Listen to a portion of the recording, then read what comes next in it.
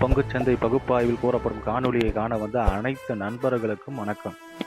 பங்குச்சந்தையில் கூறப்படும் காளைய நிலை, கரடியின் மதிப்பு எந்த அளவுக்கு பங்குச்சந்தையில் தனித்துவத்தை ஏற்படுத்தி வருகிறது என்பதை பற்றி நமது காணொளியில் தெளிவாக சொல்கிறோம்.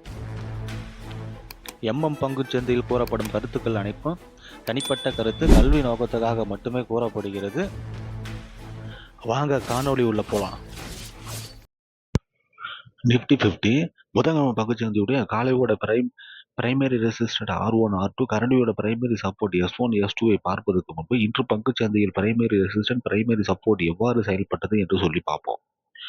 திங்கட்கிழமை பங்குச்சந்தை முடிவில் நம்ம என்ன பேசியிருந்தோம்னா 24,038 பிரைமரி ரெசிஸ்டன்ட்னும் 24,958 பிரைமரி சப்போர்ட்னு பேசியிருந்தோம்.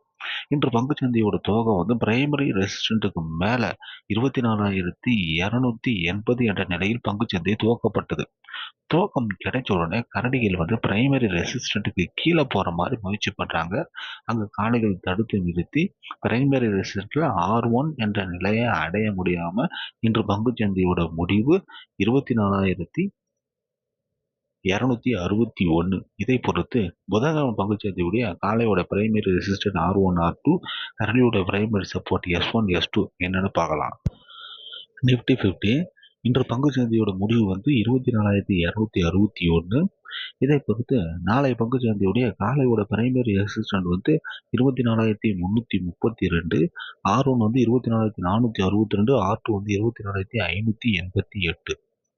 கரடியோட பிரைமரி சப்போர்ட் 24,262, S1 24,158, S2 23,938.